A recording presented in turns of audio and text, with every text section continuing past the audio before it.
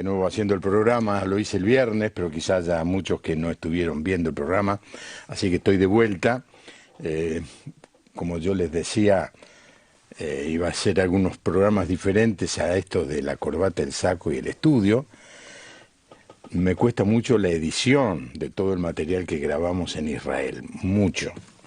Después de 2 días de trabajo tengo la mitad de un programa y ni siquiera terminada esa mitad. Pero fue una experiencia extraordinaria, como le contaba el viernes a la audiencia, poder estar y visitar lugares que yo no había estado y tomarme más tiempo. Y mostré estas piedras, 5 piedras. 5 piedras, todo el mundo tiene que recordar la historia de David y Goliat. Y estuve allí en el Valle de Ela,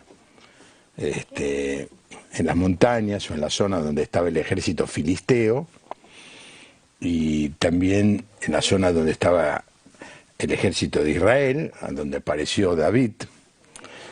Y se nos habla en la historia bíblica de que David en un momento recogió 5 piedras.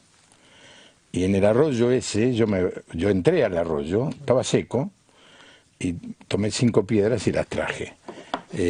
Mi idea es dejarlas acá por ahora me las voy a ir llevando y trayendo. No es que desconfíe de los equipos de producción, nada, pero por ahora voy a traer 5 piedras del arroyo, allí que cruza el Valle de Ela, donde fue la batalla de David y Goliat. Ya va a llegar el día en que podamos mostrar todo eso. Bueno, arrancamos entonces esta semana, en la que vamos a hacer diferentes y variados programas, y la visita en esta noche es de Gabriel Mraida. Gabriel, bienvenido al programa, ¿cómo estás? Buenas noches, muchas gracias por la invitación, muy bien, gracias. ¿Viniste otras veces? Sí, ya vine como 2 o 3 veces, sí. Así que me siento casi de la casa. Bárbaro. Y viniste en épocas en que estabas en otra función que la que estás ahora. Sí, vine creo que hace 3 años, trabajé mucho tiempo en el área de seguridad, entonces vinimos a contar algunas de las cosas que veníamos haciendo en términos de prevención del delito y la violencia. Bueno, y ahora estoy a cargo del Instituto de Vivienda en la Ciudad de Buenos Aires. Instituto de la Vivienda. Así ¿A es. qué se dedica el Instituto de la Vivienda? Bueno, básicamente tenemos a cargo toda la política habitacional acá en la ciudad, con un fuerte énfasis en la urbanización de barrios populares, de las villas de la Ciudad de Buenos Aires, pero digamos una mirada integral de todos los temas de vivienda acá en la ciudad. Bueno, de eso vamos a hablar en esta noche, pero no puedo eludir lo que está convirtiéndose en un tema muy recurrente en los medios de comunicación en esta noche, ya que estuviste de seguridad, Gabriel. No sé si leíste de un panfleto, no sé cómo se llama, de un flyer, de algo que produjo la Intendencia de Morón, en donde le dicen a los chicos: si vas a consumir, consumí poco, empezá de a poco, expresiones de esas. ¿Leíste algo de eso? Sí, hoy estuvo muy presente en todos los medios. No solo el mensaje es tremendamente equivocado, sino el lugar donde se fue a publicar, una feria donde muchos miles de, no solo adolescentes y jóvenes, sino niños iban a participar, estaban cerca de golosinas, estos panfletos que vos hacías mención, y donde, si bien digamos está anclado en una teoría de prevención de daños y cómo vas mitigando algunos riesgos para personas que ya tienen un problema de consumo, el mensaje es muy inapropiado, y además el lugar y cómo, digamos, abierto a cualquier persona que estuviera pasando ahí, a muchos niños, así que digamos realmente es escandaloso lo que pasó ahí en Morón. Cuando estuviste en seguridad, seguramente te pasó más de una vez enfrentar el tema del narcotráfico, más de una vez. Diría que se me ocurre que era una parte importante, una proporción importante de todo tu trabajo, ¿no es cierto? Sí, sin duda. Hasta el día de hoy uno de los problemas más grandes que tiene Argentina tiene que ver con la venta de droga, con el narcotráfico, en algunos lugares más consolidado, con grupos que accionan con esto, en otros lugares más desorganizado, pero no deja de ser un tema muy importante, y sobre todo en los sectores populares, en los barrios de la Argentina, donde la presencia del Estado es más escasa. Ahí es donde hay más venta de droga y hay más problemas con los chicos y los jóvenes. Por eso este tipo de mensajes, que además no tienen un correlato en instituciones que puedan trabajar la prevención, la asistencia en salud mental, es todavía más peligroso. La verdad que asusta, ¿no? Pensar que gente preparada, gente que ha sido elegida por el voto popular, tenga como un único recurso el decirle, bueno, consumí poco. Prácticamente le está diciendo, consumí. Sácale la palabra poco, consumí. Hemos hecho muchos programas con el tema de la droga, pero quería saber la opinión de Gabriel, ¿no? Porque está relacionado con el trabajo que él está haciendo, que es tratar de que los barrios carenciados, populares, también llamados villas, no sé si a la gente que vive en esos lugares le gusta que le llamen vos sos de la villa o vos sos villero, ¿no? Me parece que es peyorativo esa expresión, pero puede ser que sea muy usada. Allí hay mucha droga. Vos estás haciendo una casa y al lado vos ves que los narcotraficantes están no solamente vendiendo droga, sino dándole trabajo a un montón de chicos que están allí, que se convierten en los alfiles de trabajo de ellos. Sí, lo que sucede en los barrios populares de Argentina es que hay muy poco Estado. Entonces, al haber poco Estado es donde emergen muchas organizaciones delictuales. El problema del consumo de drogas no es solo no es monopolio de los barrios populares, no es un tema de clases bajas, o es cualquier fiesta o espacio de clase media, incluso clase alta, donde también tenés temas de consumo problemático. Las dos diferencias son, uno, qué capacidad tienen esas personas después de acceder al sistema de salud, y segundo es que en los barrios populares, justamente por las cuestiones de infraestructura y de poca presencia estatal, es más fácil que se vayan consolidando algunos grupos que puedan comercializar o acopiar droga. Por eso es que nosotros de la Ciudad de Buenos Aires venimos llevando a cabo procesos de integración social y urbana que, además de hacer énfasis en poder mejorar la calidad habitacional de las personas que viven en los barrios populares, uno de los componentes centrales que nosotros llevamos a cabo es la apertura de calles. Nosotros estamos abriendo más de 50 calles en barrios populares de la Ciudad de Buenos Aires para que en los barrios se pueda circular mejor, para que la persona que tenga que ir a laburar pueda entrar y salir con mayor velocidad y mayor facilidades, pero también para que pueda entrar el patrullero, la ambulancia, el camión de bomberos, para que esté más integrado como el resto de la ciudad. Entonces, cuanto más calle, cuanto más Estado haya en las villas, en los barrios populares de la ciudad, menos propensión a que se puedan instalar este tipo de organizaciones criminales. Bueno, es muy interesante, ¿no?, la propuesta. Arranco diciendo que a mí no me parece bien que una persona usurpe un terreno para hacerse una casa. Y lo que veo es que el gobierno de la ciudad acepta eso como un hecho consumado con el cual no puede ir en contra de eso. Hay muchas villas en la ciudad de Buenos Aires, como en toda la Argentina, como en toda Latinoamérica. Esa gente llegó a un lugar que no le pertenecía, hizo su ranchito, su casita y se quedó. Ahora viene Gabriel y les hace una casa. Bueno, no Gabriel, no es albañil. Sabe construir. Se le hace una casa. Me hace ruido, ¿viste? Para mí hay dos consideraciones importantes ahí. La primera tiene que ver con algo conceptual, y es: hoy en Argentina el lugar donde naces condiciona el resto de tu vida. Hoy el nene que nace recién conversábamos algo de Chacarita, de cómo están las calles, etcétera. Hoy el nene que nace de Triunvirato para el lado de la villa va a tener un recorrido ya trazado, condicionado de su vida, distinto al que nace 2 cuadras distintos, 2 cuadras al lado de la villa. Entonces, hay primero el lugar donde nacés por cuestión de acceso a servicios, de hacinamiento, de vinculación con otras áreas del Estado, de acceso a la escuela, al sistema de salud, a la seguridad, a la justicia, etcétera, etcétera, te condiciona el resto de tu vida. Entonces, ese es un tema objetivo en Argentina. Entonces, ¿qué hacer con los cientos de miles de chicos que hoy nacen con la cancha inclinada? Esa es la primera cuestión. La segunda, no obstante, es que desde una ciudad... Muy buena metáfora futbolera, ¿no? La cancha inclinada. La segunda cosa igualmente que vale aclarar es, nosotros, el gobierno de la ciudad, no se regala ninguna vivienda. Entonces lo que se hace es, se hace una tasación de cuál es el valor que tiene ese ranchito, esa casa, algunas son construcciones más consolidadas, y se descuenta del valor que tiene una vivienda que se está otorgando en el plan de integración social urbana. Y todas las familias que les corresponde mudarse, que no son todas, son una proporción, son solo las que se tienen que relocalizar para que vos puedas entrar con calle.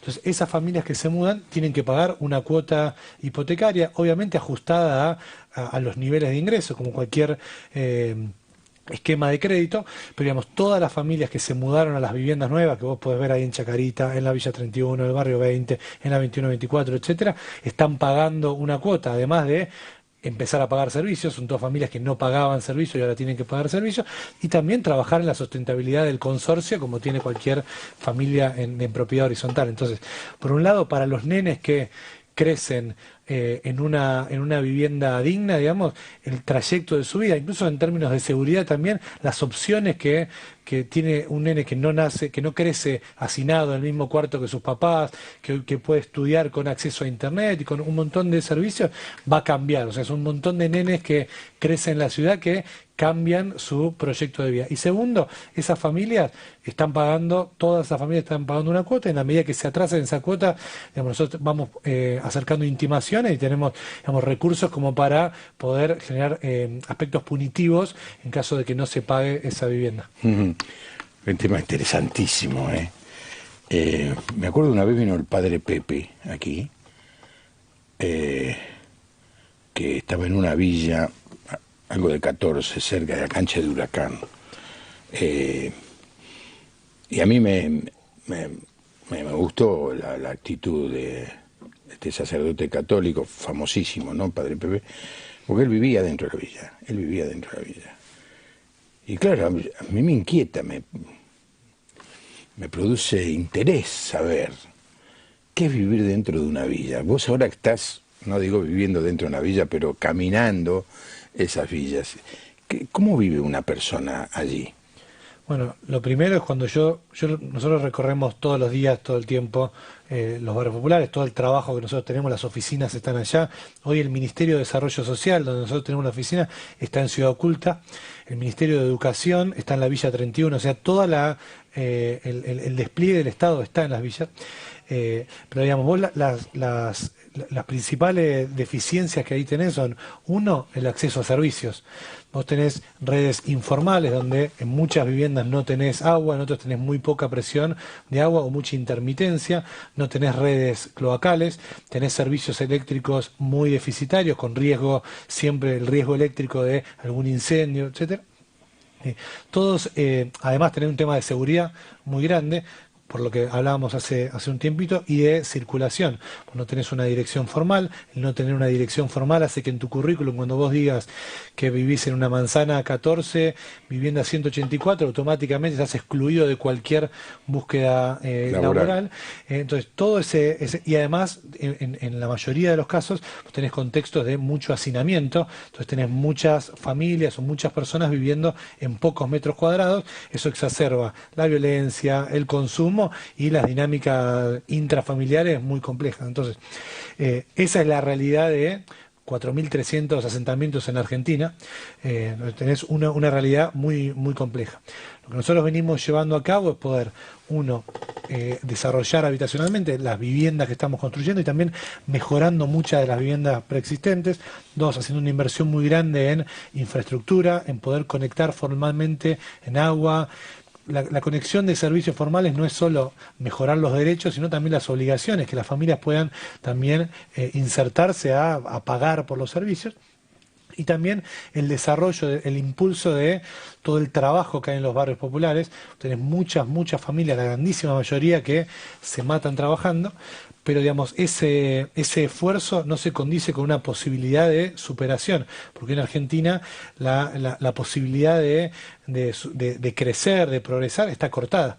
Entonces también lo que venimos llevando a cabo es en desarrollar algunos proyectos productivos que puedan generar salida laboral, impulso a la economía popular.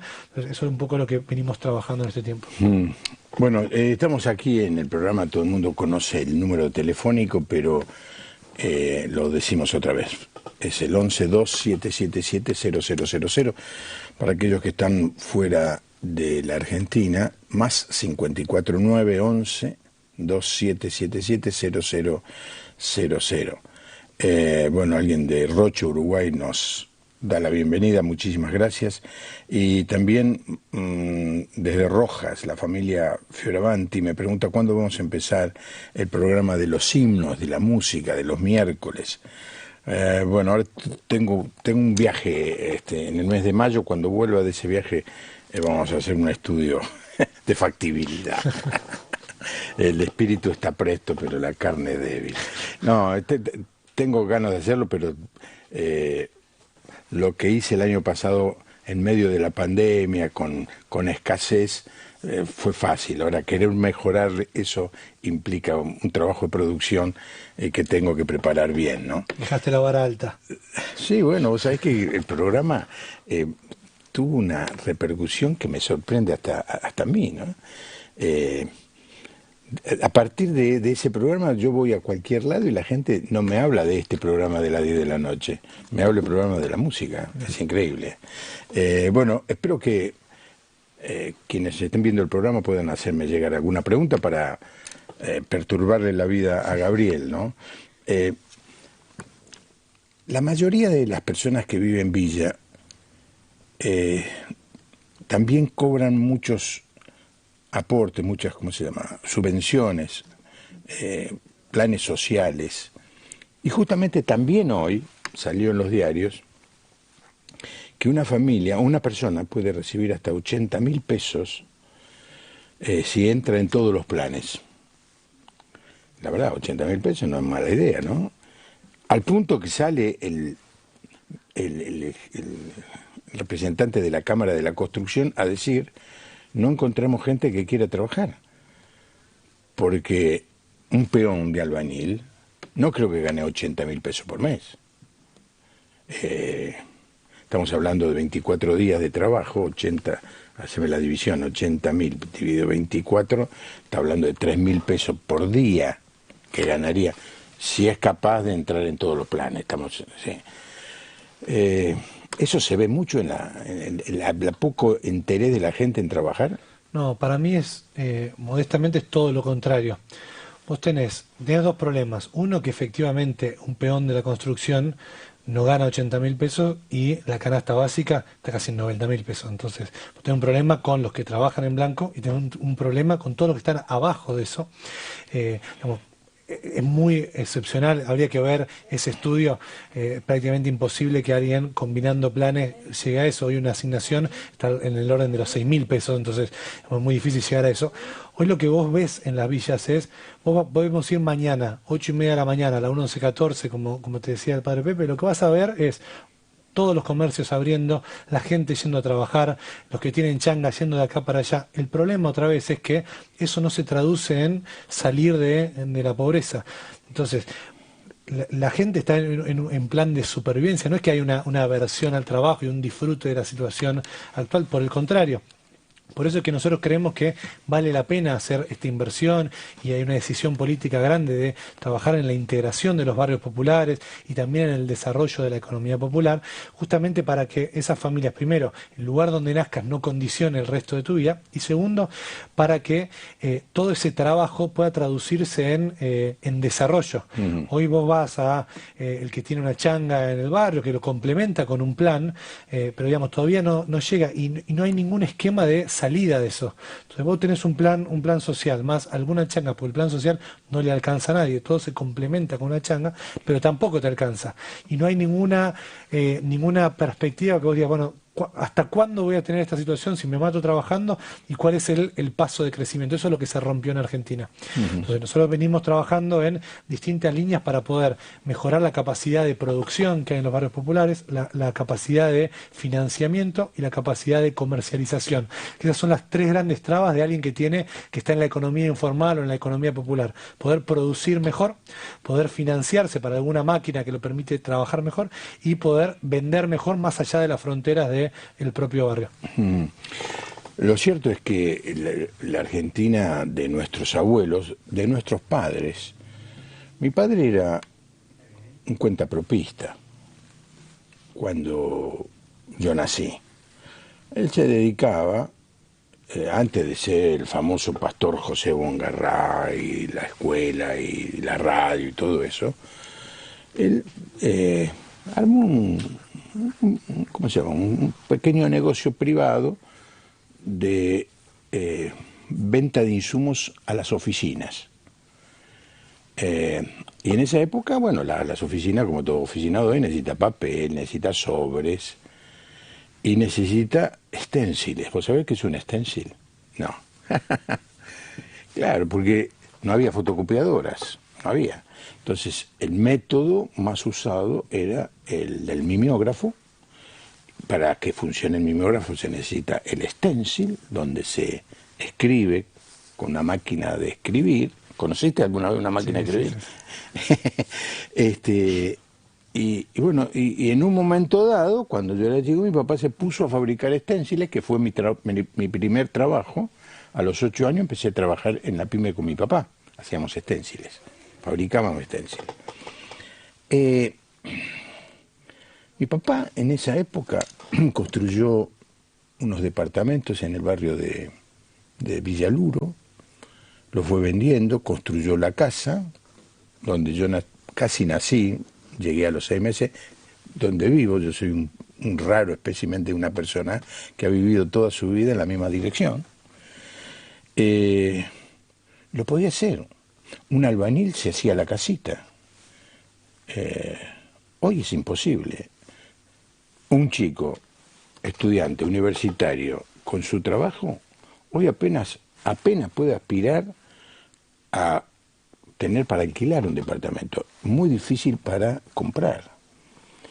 Si esto le pasa a un chico universitario de clase media, me imagino la gente que está en la villa ve la posibilidad de ser propietario de un departamento como una cosa imposible. Seguro, esto que te decía, digamos, la perspectiva de poder superar tu situación actual en la clase baja no existe, que eso no quiere decir que no exista el trabajo. Existe el mismo esfuerzo seguramente que describías recién en tu papá, en albañiles, en comerciantes, en mujeres que trabajan en tareas de cuidado de niños, etcétera. Pero no hay progreso. Y lo mismo pasa en la clase media, digamos, con otro piso, con otro acceso a un montón de cuestiones, pero lo mismo, digamos, no hay una perspectiva de que eso pueda haber superación. Eso es lo que está quebrado en Argentina en este tiempo. Entonces, y eso genera además un resentimiento, digamos, y una tensión interna, porque digamos, el de clase baja que no puede superar ve al otro como algo inalcanzable y se genera tensión. El de clase media que ve que hay algún nivel de asistencia pública hacia los sectores bajos también genera resistencia y se va tensionando más el tejido social. Entonces no es solo un tema de posibilidad de crecimiento, sino también de tensión interno en la sociedad que lo hace más complicado. ¿Vos charlás con la gente de las villas? Sí, nosotros tenemos, digamos, todas las semanas reuniones con vecinos en los distintos barrios, que está abierto a cualquier persona que venga, además de interacciones que vamos hablando, pero tenemos lugares donde vas a poner la cara y a recibir todos los reclamos, pedidos, todo, vas registrando y después vamos dando respuestas. ¿Qué te pide la gente? Depende del barrio. En el barrio donde nosotros tenemos ya un proceso de integración social urbana más consolidado, los pedidos se vuelven más parecidos al resto de la ciudad. Entonces, hoy justo teníamos una reunión en Rodrigo Bueno, que es uno de los barrios, está ahí como al lado de Costanera Sur, donde ahí nosotros hicimos un trabajo muy grande de construcción de viviendas, de infraestructura, de espacios verdes, de algunos espacios de desarrollo laboral, y lo que te piden es más seguridad, como en cualquier barrio de la ciudad, mejor recolección de residuos, mejor conservación del espacio público, etcétera. En lugares donde todavía no llegó ese nivel de integración y que tenemos previsto para hacerlo un poco más adelante, sí, los reclamos son más urgentes, en la cloaca, en las calles de tierra, etcétera. Entonces, por eso es tan importante esta decisión de poder integrar los barrios populares, porque iguala al resto de la ciudad los derechos y obligaciones que tienen los vecinos. Uh-huh. Hablaste de resentimiento, ¿se nota mucho eso en la gente pobre? Sí, en todos los espectros sociales, en los más pobres seguro, tal vez menos, porque hay un tejido más colectivo y comunitario que va generando, digamos, hay algo ahí de comunitarismo que hay en los barrios populares, que hay mucha riqueza de todo afrontarlo con tu vecino, hay menos individualismo en los barrios populares, hay un sentido de organización mucho más fuerte, y eso genera como tejidos comunitarios más sólidos. Parte de lo que pasó en la pandemia es que en los barrios populares hubo un nivel de organización y de cuidado comunitario muy interesante y rico como para pensar en este contexto de tanto individualismo que vemos en la sociedad. Hay algo en los barrios que es interesante como para agarrar de aprendizaje y de riqueza. Después, como en cualquier otro lado, sí se ve al otro como por qué el otro sí y yo no, y sobre todo en barrios que están en el medio de la ciudad donde el contraste es todavía más grande, pero también el resentimiento lo ves en la clase media. Sí. Somos una sociedad que estamos bastante golpeados y que requiere, bueno, de construir una nueva esperanza. Uh-huh. Sí, claro. Lo de Boca enojado porque River gana todos los partidos. Bueno, ayer empató. Muchos penales que le dan a River también. Yo sabía que iba a saltar. Sabía que iba a saltar. El padre es el pastor Carlos Moraida. He entrado en la oficina de muchos pastores, pero ninguna como la de Carlos Moraida. Yo pensaba, no quiero hablar mal de tu papá, que es amigo mío, ¿no? Pensaba encontrar la foto de George Muller, el famoso filántropo inglés, qué sé yo, de Billy Graham, así, ¿no? Fotos de jugadores de Boca. Yo no puedo creer, ¿a qué hemos llegado? Qué bueno que esté de vuelta Elena Casupá de Uruguay. Qué interesante otro mensaje. No nos dice quién es. Lo que habla Gabriel es sorprendente recorrer todo lo que se ha construido ahí cerca de Puerto Madero. Dios bendiga esa obra. Guillermo de Neuquén, bendiciones. Quiero acotar que el que es pobre no es un resentido. Yo fui muy pobre, pero muy pobre, y no me daba cuenta, pero sí vi al crecer que se podía superar uno trabajando, buscándole la vuelta. Es cierto. Ahí está, ¿ve? Esa pregunta, él lo mencionó, no me iba a echar toda la culpa a mí. Sí. Él mencionó que hay resentimiento entre los grupos. Y yo hice la pregunta, quizá por prejuicios que yo tengo, de los que no me enorgullezco para nada. Porque la verdad es que he hablado y he visto trabajar, y le he dado trabajo inclusive a gente que vive en una villa, y la he visto no solamente no resentida, sino como algo que acaba de decir Gabriel, y que ya estoy recordando la visita del padre Pepe, él me hablaba de un gran espíritu de solidaridad, que en la clase media se va perdiendo o se perdió. Yo me acuerdo en esa famosa casa de donde vivo toda mi vida, la calle era de tierra, los vecinos nos conocíamos. Nos ayudábamos. Venían la gente a hablar, nosotros teníamos teléfono, que era en esa época. La gente venía, doña Pocha le decía, ¿puedo hablar por teléfono? Sí, estaba ahí, era normal, entrábamos, salíamos. Yo entraba a la casa de mis amigos vecinos, pero entraba, salía, subía a los árboles, mandarina, pero se perdió todo eso. Una cosa que, otra vez la pandemia, fue interesante. Yo vivo en una casa de clase media en Ramos Mejía, en un dúplex. La familia que se mudó hace meses al lado, yo no tengo ni idea ni el nombre, ni cómo está compuesta, nada. No tengo ni, cada tanto veo que entra el auto, sale, pero no tengo la menor idea. en los barrios populares, lo que pasó en la pandemia, por ejemplo, es imposible que no conocieras a tu vecino. La asistencia, digamos, había una organización de asistencia alimentaria. Mira, mucho de lo que pasa en la iglesia, ese tejido comunitario muy fuerte de sentirse familia con tu hermano de la fe, pasa muchas veces en los barrios populares por necesidad de, mira, de saber exactamente quién está contagiado, quién no, quién necesita una asistencia alimentaria, más allá de los canales formales que pueda tener el Estado, como el tejido comunitario es lo que hizo que se pudiera asistir a un montón de familias en los barrios. Entonces, seguro hay un sentido de solidaridad y de comunidad muy grande que es interesante otra vez en estos tiempos de mucho individualismo. Hay algo ahí de riqueza. Uno tiende a veces a estigmatizar o creer que todo lo que pasa ahí medio oscuro está mal y cuando uno se va acercando y conociendo, de que sí hay un piso mucho más bajo y que hay un montón de cuestiones que construir en términos de derechos, pero que hay algunas cuestiones ricas que vale la pena aprender e ir absorbiendo. Uh-huh. La violencia interna en las villas, en un momento se habló de que se había cortado la red social, el hecho de que casas dentro de la villa habían puesto rejas, cosa que antes no sucedía. ¿Es así o la solidaridad es más importante que lo otro? Bueno, depende del barrio. Sí hay algo de cuidado y de conocimiento, esto de que tiene algo más endogámico el barrio popular, entonces se conocen mucho y si bien sí hay muchos temas de seguridad, muchas veces vinculado a temas de consumo problemático, de adicciones, entonces sí eso genera esquemas de violencia.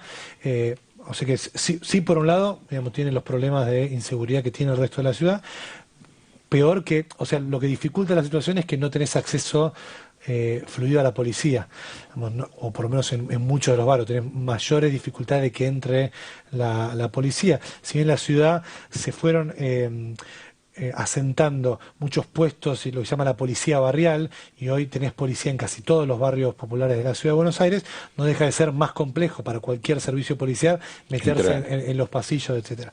Y segundo, la segunda cuestión más, no violencia hacia afuera, sino intradomiciliaria, que digamos que es algo que transversalmente corta toda la sociedad, pero sí la cuestión del hacinamiento hace que todo se vuelva más complicado. Vos volvés a trabajar y si te sentás en tu sillón a ver la tele, bueno, si vos en ese mismo ambiente es donde se cocina, donde se come, donde se duerme, donde tenés los chicos, bueno, eso exacerba la tensión. Y si además no llegás a fin de mes, bueno, la cuestión de violencia intrafamiliar, la violencia de género, etcétera, en contexto de hacinamiento, bueno, se vuelve un poco más compleja. Sí. Es interesantísimo el trabajo que están haciendo en la ciudad de Buenos Aires, que preside durante este último tiempo Gabriel, y es hacer calles. Es decir, usted siempre vio la foto de una villa, no se sabía por dónde se entraba y por dónde se salía. Y de golpe, yo no sé cómo hicieron, fueron con la topadora, hicieron una calle. Ahora me vas a contar un poco de eso. Vamos a ver algunas fotos que tenemos para que las expliques. A ver, a medida que va saliendo la foto. Eso, ¿qué viene a ser eso? Ese es el barrio 20. No, espera, volvé atrás. Vos ves a la derecha de la foto el barrio 20, a la izquierda son las viviendas nuevas que estamos construyendo, son 1.700 viviendas. Esas viviendas son para familias del barrio 20, pero lo que te permite es que la familia que se muda a la vivienda nueva, además de pagarla y todo lo que hablábamos antes, es lo que te permite abrir las calles.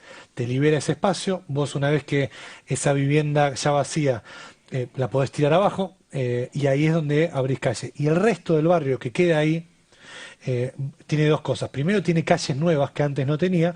Y segundo, vos empezás a intervenir le das un microcrédito a la familia que se queda en la villa para que pueda mejorar, para poner ventanas, iluminación, ventilación, núcleos húmedos, y que las condiciones de las familias que quedan en el barrio, este es un barrio que tiene 30.000 familias con 1.700 viviendas. ¿Dónde queda esto?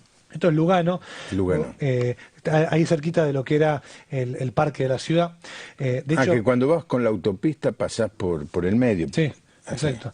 Vos ves, todas las viviendas era un predio que se había habido una usurpación, había habido un asesinato ahí en 2012. Entonces, todas esas viviendas nuevas, además de mejorar la calidad de vida de todas las familias que se mudaron ya hay 1.200 familias que se mudaron y que están pagando ahí su vivienda, permitió que en el resto del barrio hoy tengamos casi 50 pasajes nuevos adentro, más 5 calles y obras de infraestructura, y estamos colocando en más de 2.000 casas dentro del barrio su nueva dirección para que queden formalizados con el resto del barrio. Estas son algunas de las viviendas ahí de... A ver, volvé atrás. La reja esa, impresiona, ¿eh? Sí, parte de lo que nosotros hacemos es trabajar en el diseño de las viviendas en conjunto con las familias, y fueron efectivamente las familias las que pidieron tener... Pidieron tener, por lo menos en la planta baja, Sí, una reja así. exacto. Sí, Qué sí, mensaje, ¿eh? sí, mensaje. La otra cosa que muestra es que no han crecido los espacios verdes. Me imagino que hacer una plaza, una cancha de fútbol ahí en el medio Sí, es pero en este caso no es necesario porque todo alrededor hay. ahí construimos en el barrio 20, uno de los componentes de estos procesos de integración es poder traer espacio verde. Otra de las cosas que vos tenés en las villas es que la tasa de espacio verde por persona es lo más bajo de toda la ciudad. Exacto. Eso achica la capacidad recreativa de los chicos, que tienen que estar en la esquina en lugar de estar en una plaza jugando a la pelota. Sí. Entonces, en el barrio 20, por ejemplo, hay 7 plazas nuevas que estamos construyendo. En Playón de Chacarita, que es un barrio más grande, hay 2 plazas grandes. En Rodrigo Bueno, 4 plazas grandes. Entonces, siempre hay un componente de plazas, de espacios de juego, porque es fundamental que los pibes no estén en la esquina, sino que puedan estar jugando como el resto de los chicos de la ciudad. No, mejor. El resto de los chicos de la ciudad no puede salir a la calle. No puede salir a la calle, va a la plaza acompañado de los padres. Eso que hacemos nosotros es salir, ir al campito a las 3, 4 cuadras, 5 cuadras. En aquella época cruzábamos la avenida General Paz, íbamos a jugar, soy viejo, no hay duda, íbamos a jugar a la cancha de polo, le decíamos nosotros. Y es todo lo que el predio hoy es Fuerte Apache. Íbamos a jugar ahí. Y había siempre partidos, de todos los colores, de 3 contra 3, 5 contra 5. Hoy un chico de la ciudad de Buenos Aires no puede salir a la calle solo. Soy Sebastián de Rosario, mi bisabuelo y bisabuela vinieron de Europa a formar una familia, lo lograron, y hoy sus nietos estamos pensando en si nos volvemos a la tierra de nuestros bisabuelos para poder lograr el futuro que queremos, que Argentina no nos dio, porque la oportunidad hoy no está en Argentina, sino que está de 6 hacia afuera. Bueno, no digo nada. Regresar a la tierra de mis bisabuelos sería espectacular. Si por lo menos intenta ir a visitarla, es emocionante estar en la tierra de los abuelos, ¿no? Que fue mi caso cuando llegué a Sicilia y fui al pueblito Mistreta, de donde habían salido los padres de mi papá, ¿no? Juan de Zona Sur, quería preguntarle a Gabriel, ¿qué es lo que más le agradece a Dios de este trabajo o de este tiempo? Leo la pregunta, no se me hubiera ocurrido. Mira, lo más importante creo que está pasando en este tiempo es que somos un grupo muy grande de jóvenes evangélicos. Creo que nunca en la historia argentina hubo tantos chicos de distintas congregaciones gestionando temas de mucha relevancia social y política. Hablábamos antes de adicciones, la gerente de adicciones de la Ciudad de Buenos Aires, es una chica evangélica. Hay un director de transporte, un director de gente en situación de calle, todo el equipo del Instituto de Vivienda, somos muchos de los chicos cristianos evangélicos. Entonces, hay algo que se está forjando en términos de red, como no había pasado en otro momento de la historia, que estamos gestionando temas importantes y tratando de transformar la realidad desde la política. Entonces, muchas veces la política tiene... es hostil, es un ámbito difícil, pero poder hacerlo, poder caminar esta vocación, este propósito con muchas personas que lo hacemos codo a codo, compartiendo cargas, problemas, logros, es algo muy, muy interesante, ¿no? Entonces, para mí lo que más le doy gracias a Dios es poder ser parte de un equipo muy grande y que estamos abriendo camino y que Dios nos está dando algunas oportunidades como no había habido en otro momento de la historia argentina. Ahora, estás en una posición donde hay mucho presupuesto, muchas tentaciones. ¿Cómo enfrentas eso? Bueno, lo primero es esto en equipo. Nosotros tenemos una noción muy clara de que el presupuesto no es nuestro, sino que es de la ciudad y nosotros somos solo administradores de eso y además rendimos cuenta. Tenemos un montón de mecanismos de rendición de cuenta internos, pero también la rendición de cuenta es con Dios y con nuestra familia, ¿no? Pero digamos, sí es muy importante a la hora de tomar decisiones. Las decisiones blanco y negro, a fin de cuentas, son las Más fácil. fáciles, si querés. Exacto, claro. Porque es muy fácil. Lo más complejo son decisiones donde el blanco y negro no está tan claro. Entonces, lo más importante en ese sentido es no aislarse, poder conformar equipos en los cuales podamos compartir mirada, compartir valores y poder aconsejarnos. Parte del desafío que hoy tenemos como generación es que no ha habido muchas personas que han tenido responsabilidades de gestión como la que nos están tocando ahora. Entonces, mirar referencias hacia adelante que ya hayan, digamos, transcurrido este camino, no es tan fácil. Entonces es importante generar redes y hoy otra vez, hoy somos más o menos 100 personas de distintas congregaciones que estamos trabajando en conjunto. Entonces ese tipo de red y llamar, che, tengo este tema, tengo este problema, tengo esta decisión que tomar, bueno, esa es la clave para poder gestionar esto. Y además, estoy en un equipo de trabajo que tiene ahí a la honestidad, la austeridad y además trabajamos con poblaciones que necesitan mucho. Entonces, ahí la cuestión... Sí, pero no hablo de la población, que seguramente valora tu honestidad o la honestidad de todo el grupo, sino dentro de los funcionarios del gobierno de la ciudad, no son todos trigo limpio.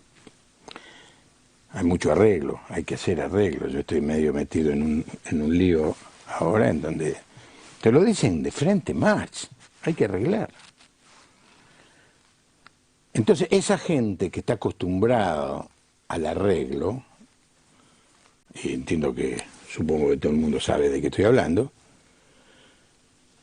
no los debe ver ustedes con buenos ojos. La luz... las tinieblas aborrecen la luz. ¿Vos sentís eso o no?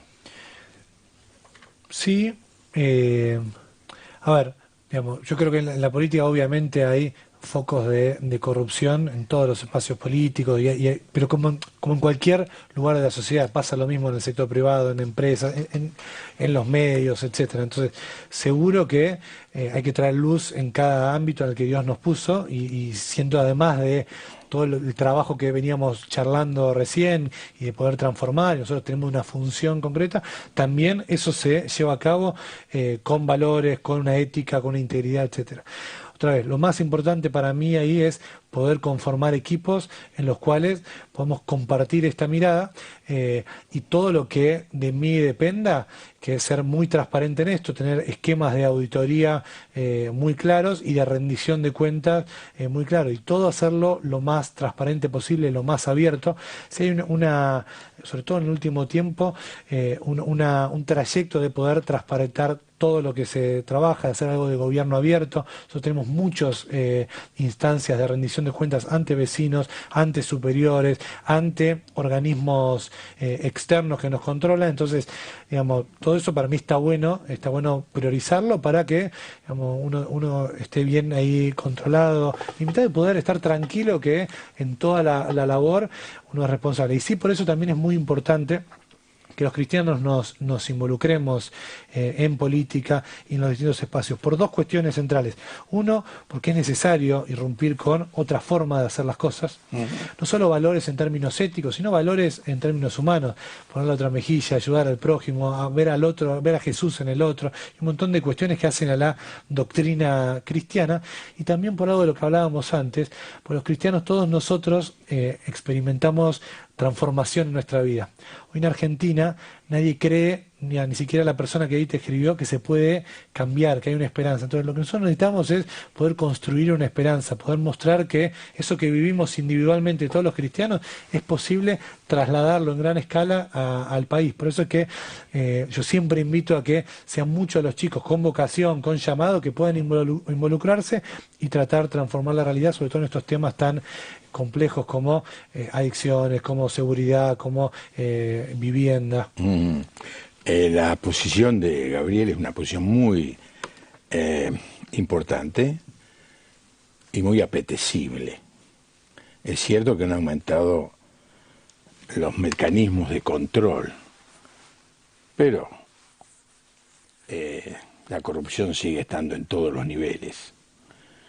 Qué bueno es que podamos tener a un cristiano en un lugar así tan práctico como este, es decir, ayudar prácticamente decisiones sabias a la gente pobre que está viviendo en una villa con muchas carencias y proponerles que se puede subir. Vamos a ver más fotos, algunas fotos de algunos barrios. Por ejemplo, hablaste, ese es un barrio nuevo. Ese es un barrio que está, esa es una construcción llamada Horma, que está al lado del riachuelo.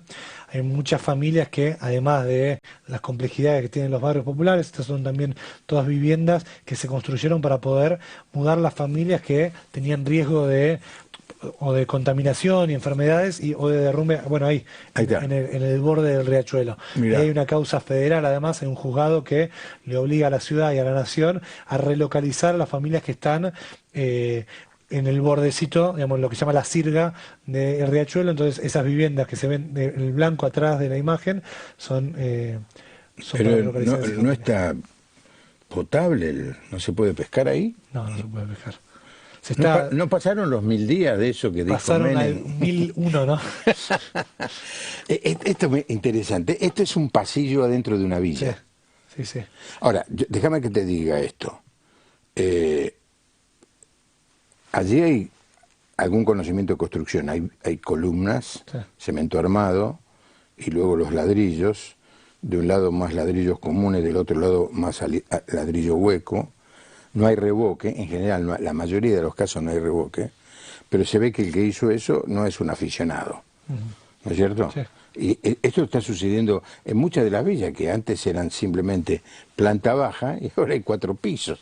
Bueno, vos tenés primero hay muchas familias de los barrios populares que trabajan en la construcción, entonces tienen algo de expertise al respecto, y muchos de los asentamientos, vos tuviste, hay 2 momentos históricos donde crecieron mucho las villas en la Argentina. A ver. Uno es en la dictadura militar. Digamos, hay una crisis económica y mucha relocalización forzosa, digamos, para poder limpiar, entre comillas, para el Mundial. Se relocalizaron muchas familias, las tiraron en el sur de la ciudad y ahí se fueron creando algunos de los asentamientos. Y el otro punto de crecimiento muy grande de los barrios populares está vinculado a la crisis del 2001. Por ejemplo, el barrio en Rodrigo Bueno, ahí al lado de Puerto Madero, los primeros que se fueron asentando ahí eran personas que trabajaron en la construcción de todo lo que es Puerto Madero, ahí por los 90, y que con la crisis se quedaron sin nada y que se empezaron a asentar ahí cerquita de donde construían, donde trabajaban. Entonces ahí a ver, le quiero decir a la audiencia que no conoce. Puerto Madero se le llama a una zona de la ciudad de Buenos Aires que está entre la ciudad y el río. La mayoría de esos terrenos fueron ganados al río. Estaban los puertos, las barracas de los puertos. Lo primero que se hizo, se convirtieron las barracas en restaurantes de alta categoría. Ir a almorzar o cenar a Puerto Madero es caro. Pero después quedó todo un espacio y empezaron a ver un desarrollo inmobiliario impresionante, y es un lugar de lujo. Un departamento allí no baja del $500,000 de dólares. Es decir, no es para alguien que trabaje y pueda ahorrar. Muchos son inversiones y otros son gente que tiene plata. Al lado de eso está este barrio que acabamos de ver, ¿no? No el del Riachuelo, el otro. Sí. No, y hay uno de las definiciones, digamos, lo económicamente quizás más razonable era tirar todo abajo, echar a esas personas y seguir construyendo esas torres, que seguramente es más redituable, pero una decisión política de que ahí no fue otro lugar de torres para ricos, sino que había muchas familias viviendo ahí. Entonces, ¿cómo podíamos integrar a esas familias al resto de la ciudad? Entonces, ese es un poco el paradigma de integración y no de relocalización como se hizo en la dictadura y en otros momentos de la historia argentina. Ahí son fotos de chicos que viven en las villas, Sí, de esta familias señora que también. se están mudando. Se están De esa mudando. vivienda. Bueno, ahí está un poco. Los escombros, lo que hacemos nosotros es muy importante, es, ni bien se muda una familia, se demuele esa casa para Claro, que no pues, sea que no la ocupada, ocupen. exactamente, y porque además ese espacio es beneficioso para el resto del barrio también, porque por ahí van a pasar el agua, la cloaca y la calle nueva. Mm. Me imagino la alegría de la gente, salir y entrar en una casa, un edificio de departamento. En general 3 pisos, ¿por qué? Porque no hay ascensor. Claro, porque salvo un consorcio, nosotros lo hicimos de 7 pisos ahí en Chacarita, todo el resto de las construcciones, nosotros hicimos más de 4.000 viviendas, son de 3 pisos, porque por el código de construcción podés no poner ascensor.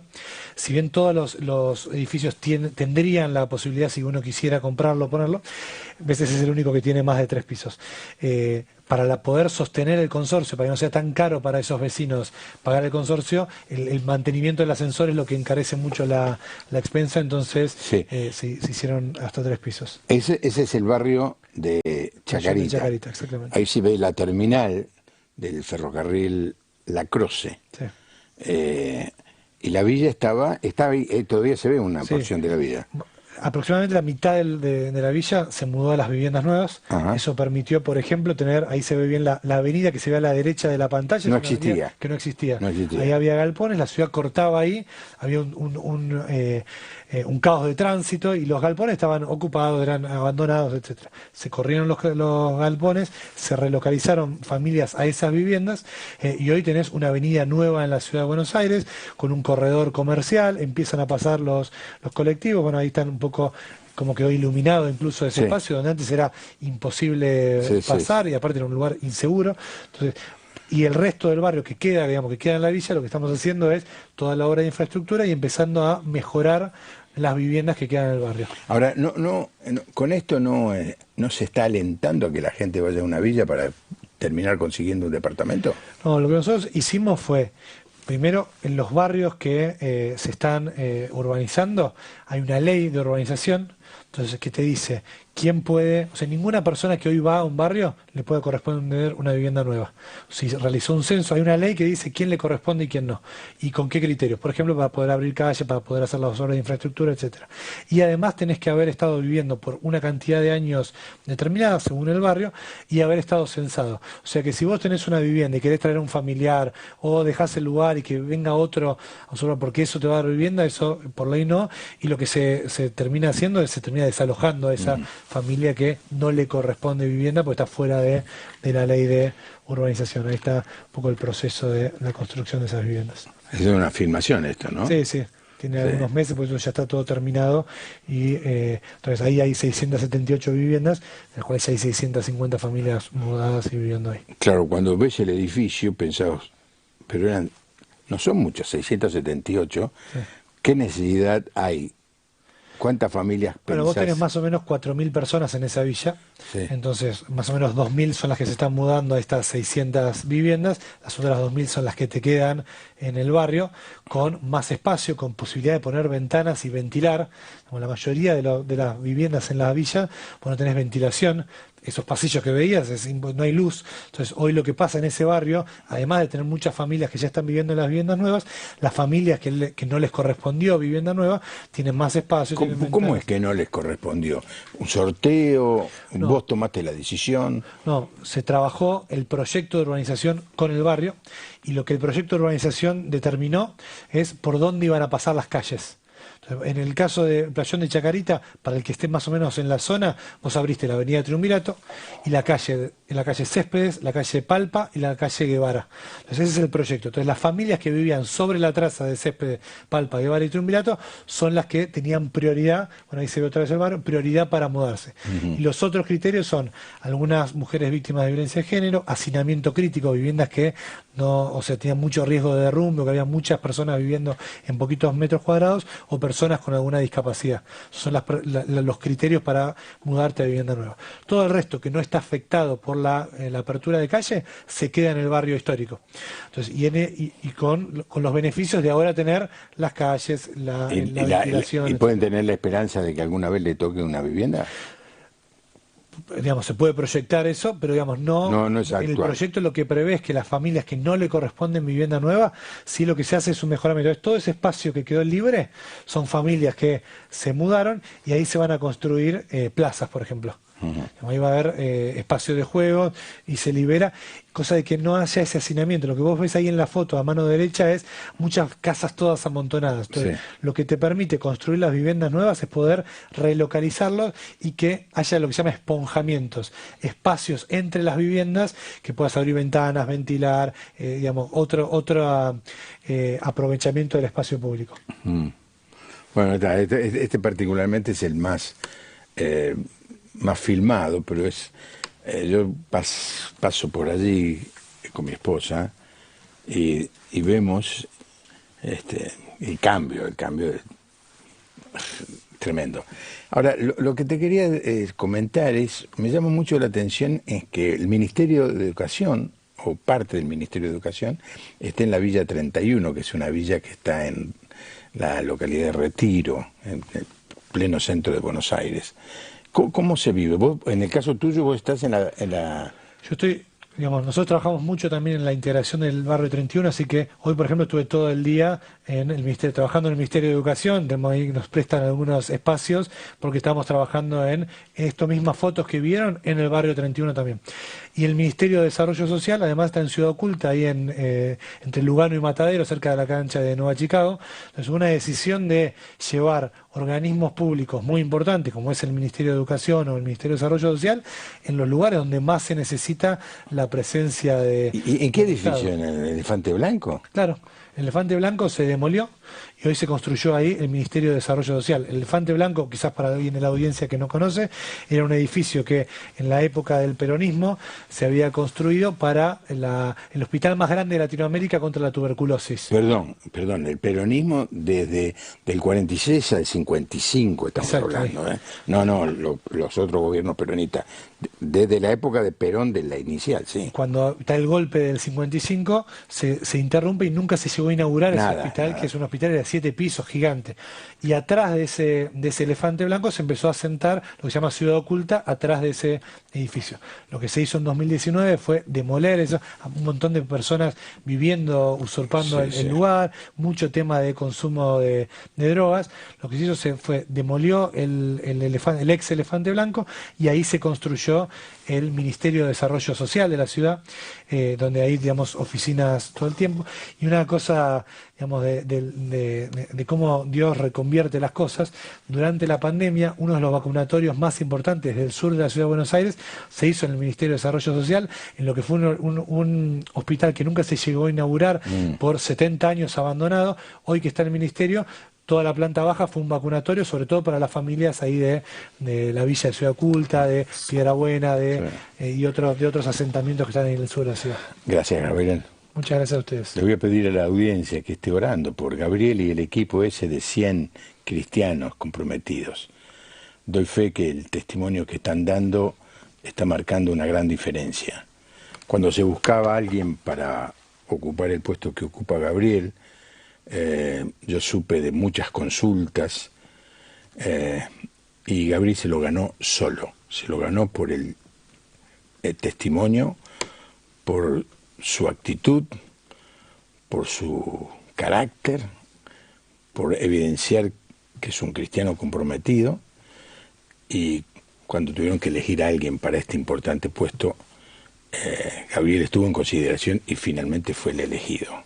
Ojalá y oremos, usted y yo, para que la única salida no sea esa, que muchos cristianos como Gabriel se levanten. Así que te comprometo, Daniel, que muchas personas de la audiencia van a estar orando por vos y pidiéndote que te bendiga. Muchas gracias. Lo necesitamos mucha sabiduría, tenemos responsabilidades muy desafiantes, así que gracias por tu palabra y gracias a toda la audiencia por tomar este pedido y estar orando por nosotros. Ahí está en la página de Instagram o la red de Instagram de Gabriel, Gaby Mraida, en Instagram o en Twitter. Muy bien. Bueno, ahí todos pueden consultarlo. Cualquier Hay gente... pregunta, lo que sea, a disposición, contestamos todos los mensajes, así que sí. Muy bien. Estoy muy contento. es una nueva generación de liderazgo, gente joven, comprometida, no solamente con la iglesia, que eso está muy bien, sino con la sociedad, con el mundo en el que nos toca vivir, ser sal y luz. Oro al Señor para que se levanten muchos como Gabriel, y en la medida que vayan cambiando los gobiernos, nuevas dirigencias, en esas nuevas dirigencias haya muchos cristianos comprometidos. Nos encontramos mañana, que tenga una buena noche, que Dios le bendiga.